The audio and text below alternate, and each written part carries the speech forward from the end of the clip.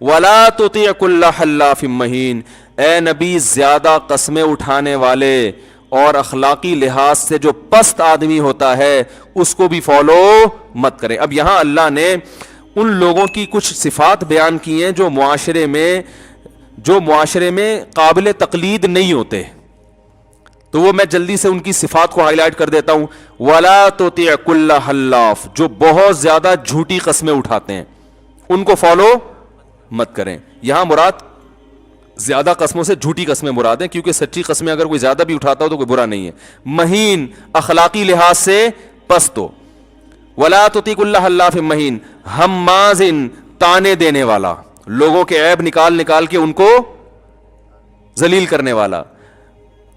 وَلَا تُطِعْ كُلَّ حلاف ہمازٍ مشاء بنمیم، چغلیاں لے کے چلنے والا، ٹھیک ہے نا، ادھر کی ادھر، ادھر کی ادھر لگانے والا. معاشرے میں کچھ ایسے لوگ ہوتے ہیں، ہماز مشاء بنمیم مناع للخیر، مال کو روکنے والا، جمع کرنے والا، اس میں سخاوت آپ کو نظر نہیں آئے گی. معتدن، حد سے تجاوز، ہر معاملے میں اپنی لمٹ کو کراس کرتا ہے وہ. اثیم، بڑا گناہگار ہے.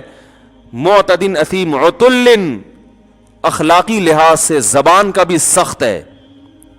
اس کی میں بھی تفسیر کروں گا، اس کا مطلب کیا ہے انشاءاللہ بتاؤں گا. عتل بعد ذالک زنیم، ایسے خاندانوں کی طرف اپنے آپ کو منسوب کرتا ہے جن خاندانوں کا وہ ہے نہیں، یعنی اپنے آپ کو اپنی نسبت ایسی صفات کی طرف کرے گا جو صفات اس کے اندر ہے نہیں. ایک تو صفات نہیں ہے یہ برائی، دوسرا نہیں ہے تو اعتراف کرو بھائی نہیں ہے، دعوے ایسے کرے گا جیسے اس کے اندر وہ صفات موجود ہیں. ان کان ذا مالی و بنین، فرمایا جس میں اتنی برائیاں ہوں آپ اس کو فالو کریں صرف اس بیس پر، ذا مالی و بنین، کہ خاندانی لحاظ سے بھی طاقتور اور مالی لحاظ سے بھی طاقتور.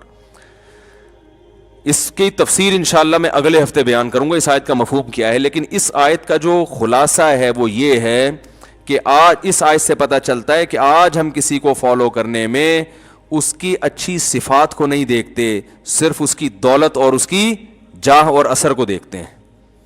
دنیا اسی پہ چل رہی ہے، سمجھ رہے ہیں؟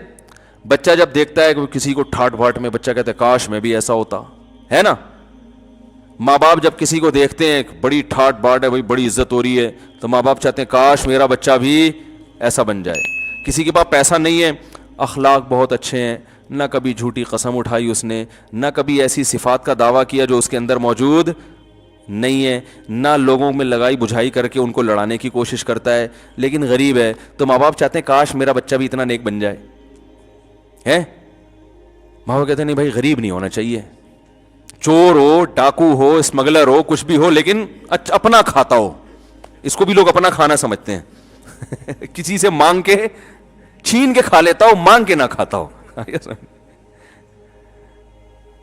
تو قرآن کی عادت پتہ ہے کیا ہے؟ قرآن کی عادت یہ ہے کہ جب اچھے لوگوں کی اچھائی بیان کرتا ہے نا، تو مثال میں ان لوگوں کو پیش کرتا ہے جو معاشرے کے اچھے ترین لوگ ہیں، اور جب برے لوگوں کو ہائی لائٹ کرتا ہے تو جو برے ترین لوگ ہیں نا، یہ قرآن کی ایک مزاج ہے.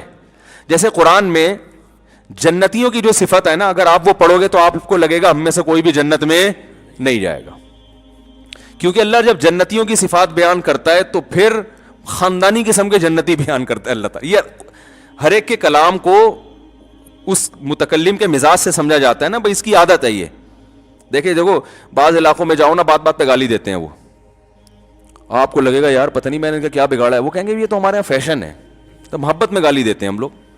تو ان کا مزاج آپ کی سمجھ میں آ جاتا ہے کہ یار ان کے ہاں گالی بری چیز نہیں ہے. لکھنؤ والا آپ جناب سے بات جب تک نہ کرے، وہ اگر تھوڑا سا کھاؤ بھی بول دے گا نا تو وہ سمجھیں گے گالی دے دی ہے اس نے. کھائیے بولتے ہیں بھائی، کھاؤ ہوا تھوڑی ہوتا ہے کچھ.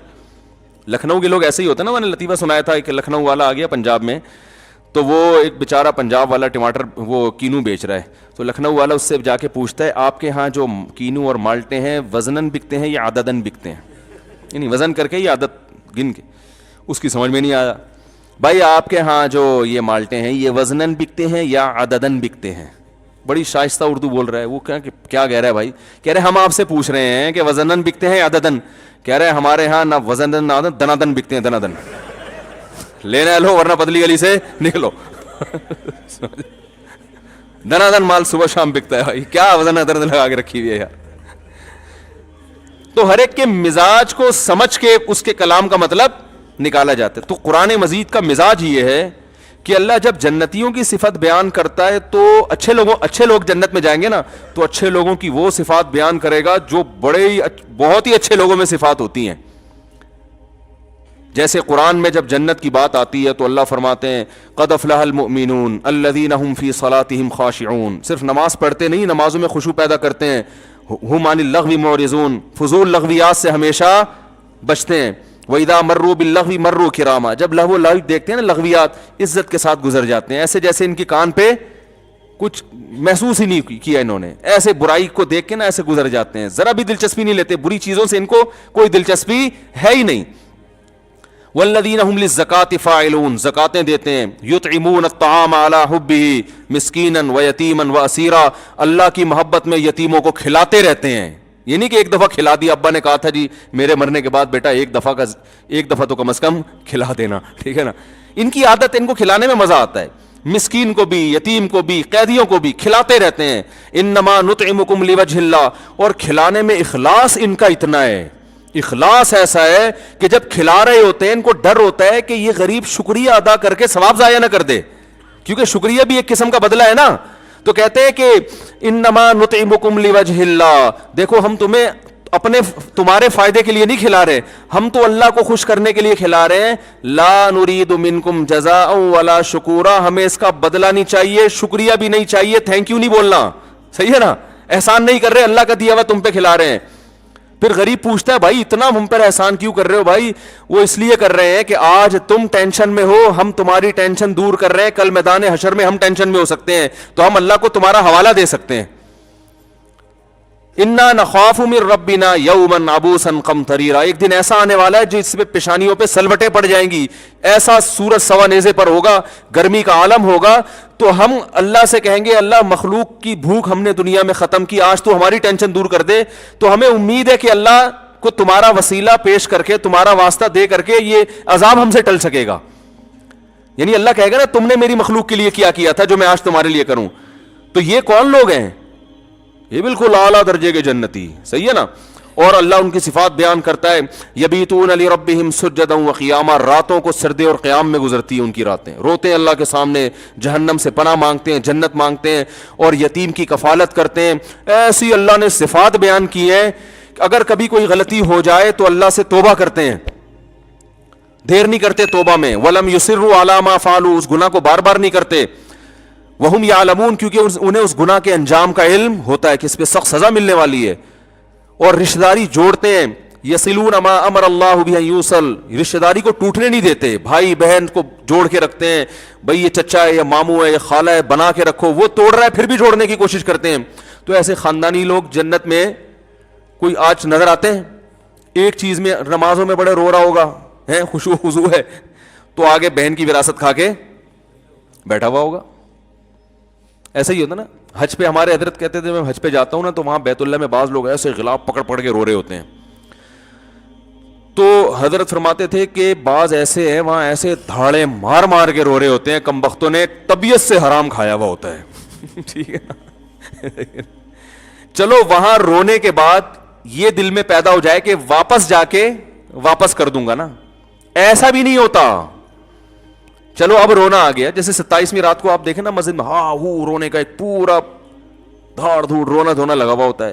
اچھی بات ہے, اللہ کی محبت میں رو رہے ہیں, لیکن اس رونے کے نتیجے میں ہمارے حضرت فرمایا کرتے تھے کوئی ایک گناہ بھی اگر چھوڑ دے نا سینکڑوں میں سے, تو یہ رونا کام کا ہے. سارے پھر بھی نہیں چھوڑے, چلو ایک چھوڑ دیا. فرماتے تھے کہ بہت سے لوگ ایک بھی نہیں چھوڑتے. 27ویں رات کو ختم قرآن پہ اعتکاف والے رو رو کے پاگل ہو گئے. چلو 10 گرل فرینڈز میں سے ایک کا نمبر ڈیلیٹ کر دو یار, اب ہے موبائل میں سے, چلو اب ایک کا نمبر ڈیلیٹ کر دو, ڈیلیٹ ایک کا نمبر بھی بلاک کر دو یار, ایک کو کر دو جو ان میں سب سے کم درجے کی بدصورت تھی اس کو بلاک کر دو. نا نا نا نا نا نا نا نا یہ نہیں ہوگا. تو رو کیوں رہا ہے؟ یہ ڈرامے بازی ہے کہ نہیں ہے؟ رونا تو ندامت کا ہوتا ہے بھائی. چل ایک کو تو ڈیلیٹ بلاک کر دے. تو وہ ہم تو بعض دفعہ اعتکاف والوں کو دیکھتے تھے اپنے بچپن میں نا, وہ لڑکے نا عید کے دن نئی نئی فلمیں آتی ہیں نا تو وہ پروگرام بناتے تھے لڑکے, تو اعتکاف میں رو بھی رہے ہیں اور پھر عید کے دن فلم دیکھنے جا رہے ہیں.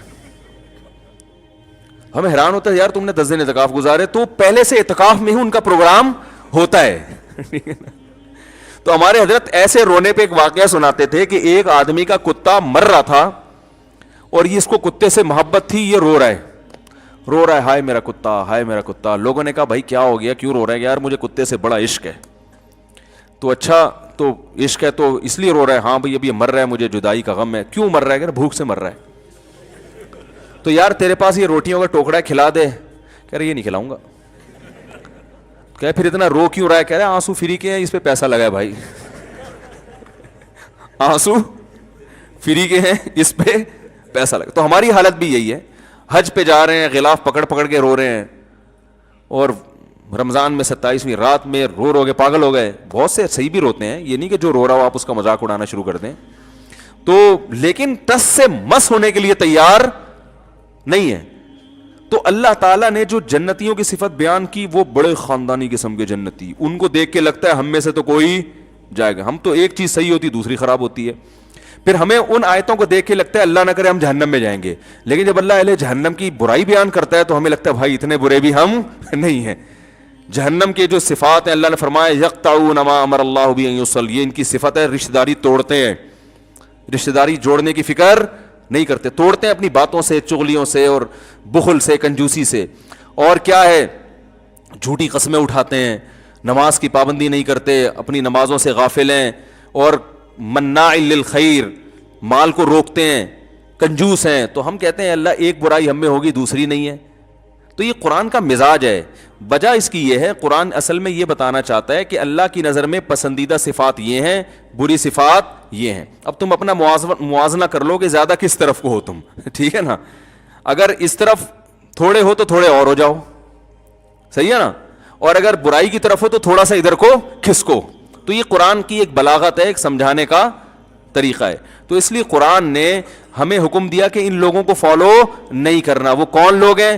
تو اب اللہ ان کی مثال دے گا نا جو بڑے درجے کے برے ہیں. تو مقصد یہ نہیں کہ جن میں یہ ساری برائیاں ان کو فالو نہیں کرنا, جن میں سے کوئی ایک بھی برائی ہوگی نا اس کو بھی فالو نہیں کرنا. جھوٹی قسمیں اٹھانے والے کو فالو نہیں کرنا, اخلاقی لحاظ سے پست آدمی کو فالو نہیں کرنا ہے.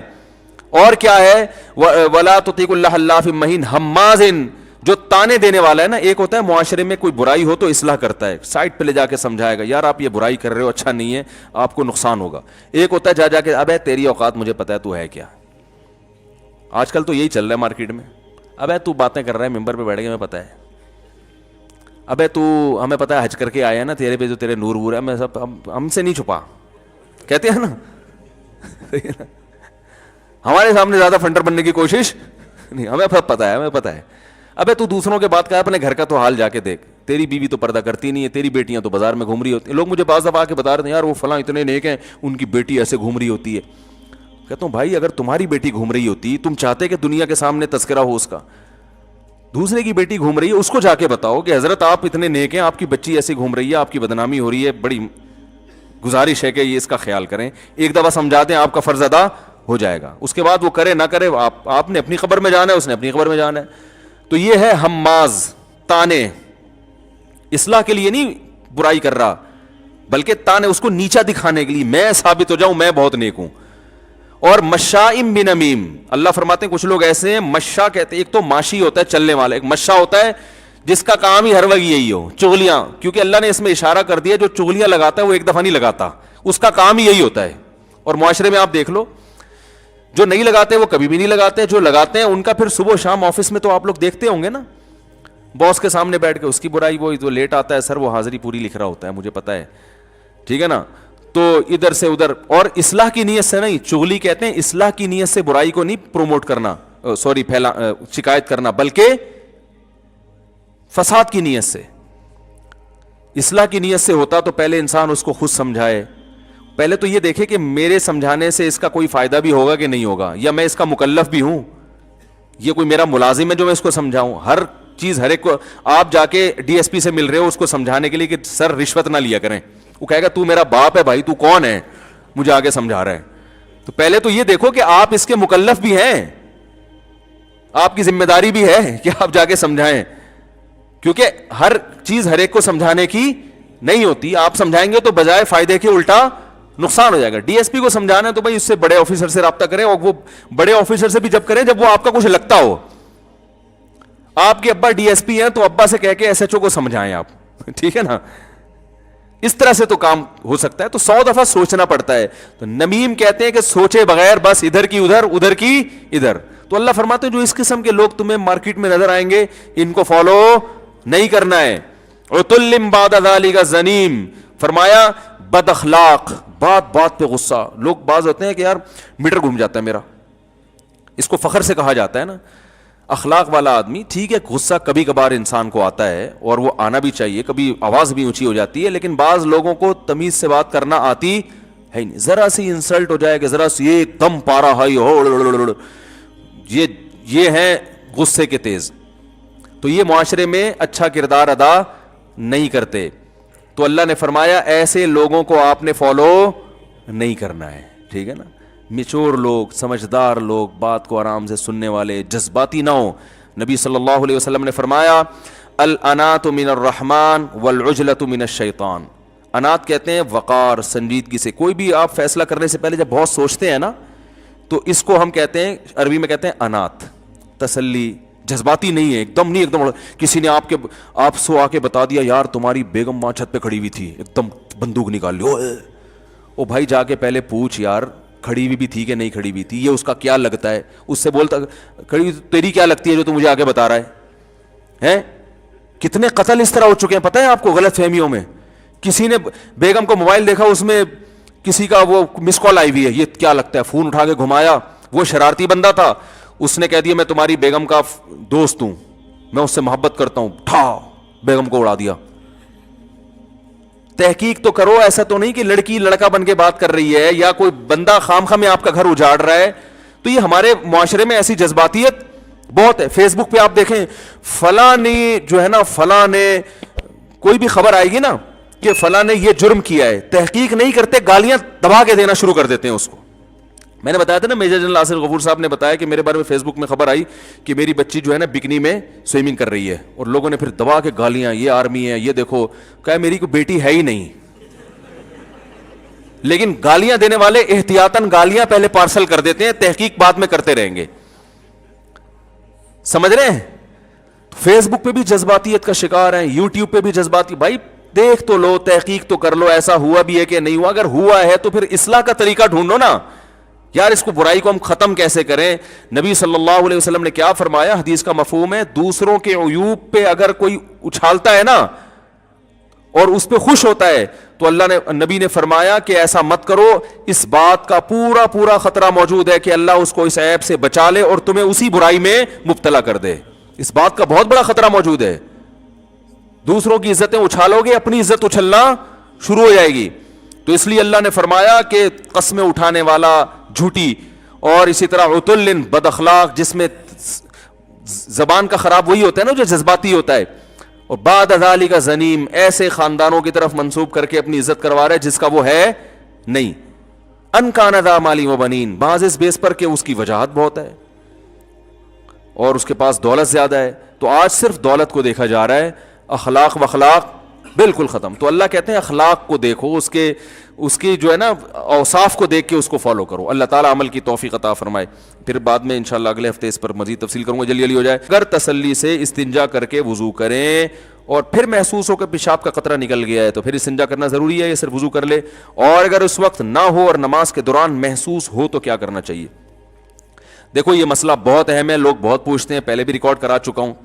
جب پیشاب کرتے ہیں تو ایک دفعہ تسلی کر لیں کہ قطرہ آنا بند ہو گیا کہ نہیں ہو گیا, فوراً اٹھ کے نہ آئے. کیونکہ جب پیشاب کرتا ہے نا انسان, تھوڑا سا کچھ نہ کچھ قطرات تری کچھ نہ کچھ آتی رہتی ہے. تو آپ تسلی سے بیٹھے رہیں, صحیح ہے نا. اب یہ نہیں کہ بیٹھے ہی, وہمی آدمی تو قیامت تک بیٹھا رہے گا, تو یہ وہمی ہوگی نہیں, نارمل آدمی کی بات کر رہا ہوں میں. تو تھوڑی دیر ہر انسان کو کچھ نہ کچھ تراوٹ آتی رہتی. تو جب تسلی ہو گئی کہ بھئی اب قطرہ آنا بند ہو گیا ہے, پانی ڈالیں اور پتلی گلی سے نکل لیں. نکلنے کے بعد اب محسوس پہ توجہ, کیونکہ آپ جتنا محسوس کریں گے اتنا زیادہ محسوس ہوگا. قیامت تک ہوتا رہے گا. مر جائیں گے, جب آپ کو غسل دیا جا رہا ہوگا آپ اٹھ کے سامنے والے کو تھپڑ ماریں گے, بولیں گے مجھے ابھی بھی محسوس ہو رہا ہے, تو نے مجھے ابھی غسل کیوں دیا, پہلے استنجا تو کرا دیتا صحیح طریقے سے. حقیقت بتا رہا ہوں میں آپ. یہ وہمیوں کے فون سن سن کے پاگل ہو جاتا ہے انسان. تو ایک دفعہ تسلی ہو گئی, اب آپ آرام سے باہر آئیں, وضو کریں, نماز پڑھیں, اس کی طرف توجہ دے ہی نہیں کہ قطرہ نکل رہا ہے کہ نہیں نکل رہا. ہاں صرف محسوس نہیں, یقین ہو گیا کہ قطرہ نکل گیا ہے. اتنا یقین ہو گیا کہ آپ قسم اٹھا کے کہہ سکیں اللہ کی قسم پیشاب کا قطرہ اب نکل چکا ہے, تو آپ کا وضو ٹوٹے گا. بات آ رہی ہے سمجھ میں؟ لیکن وہمی کی سمجھ میں ابھی بھی نہیں آ رہی, کیونکہ وہمی کہے گا کہ وہمی لوگ پتہ کیا کہتے ہیں, پتہ نہیں یار میں قسم اٹھا سکتا ہوں کہ نہیں اٹھا سکتا, مجھے جو یقین قطرہ تو نکلا ہے, یہ تو محسوس ہوا ہے. اب اتنا کہ مفتی صاحب نے کہا تھا قسم اٹھا سکتا ہوں, پتہ نہیں قسم اٹھا سکتا ہوں کہ نہیں اٹھا سکتا, یہ وہم ہو رہا ہے مجھے. تو جب وہم ہو رہا ہے اس کی علامت ہے آپ نہیں اٹھا سکتے قسم, آپ کو یقین نہیں ہے. دیکھو ابھی رات ہو رہی ہے, قسم اٹھا سکتے ہیں نا, کوئی بھی وہمی ہوگا قسم اٹھا کے بولے گا بھائی رات ہو رہی ہے. اب وہ بھی اس پہ بھی قسم نہ اٹھا سکے, پھر وہ اس کو تو پھر فوراً کسی نفسیاتی ہاسپٹل میں ایڈمٹ کرائے نا. تو جو آپ کو وہم ہو رہا ہے پتہ نہیں قسم اٹھا سکتا ہوں, تو اس کی علامت ہے کہ آپ کو یقین نہیں ہے, تبھی تو آپ کنفیوز ہیں کہ اٹھا سکتا ہوں کہ نہیں اٹھا. جو 100% جس چیز کا یقین ہوتا ہے فوراً انسان قسم اٹھا لیتا ہے.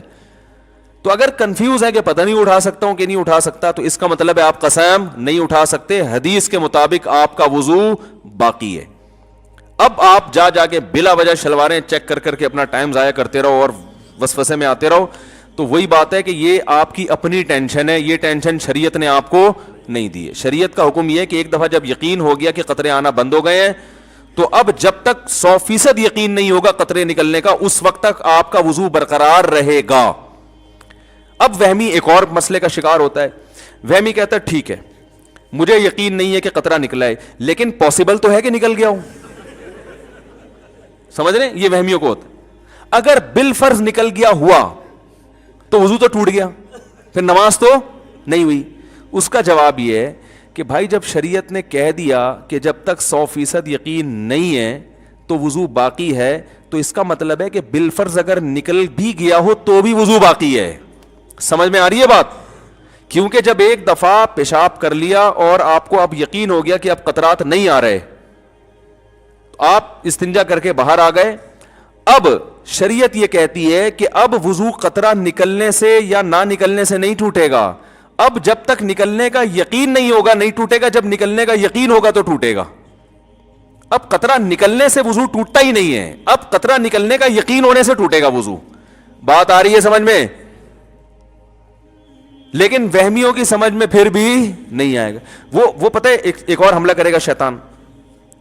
شیطان یہ کہے گا کہ دیکھو بھائی اصل میں جو حکم تھا نا وہ تو قطرہ نکلنے سے, پہلی دفعہ تو جب پیشاب کیا تو قطرہ نکلا تو وضو ٹوٹا نا.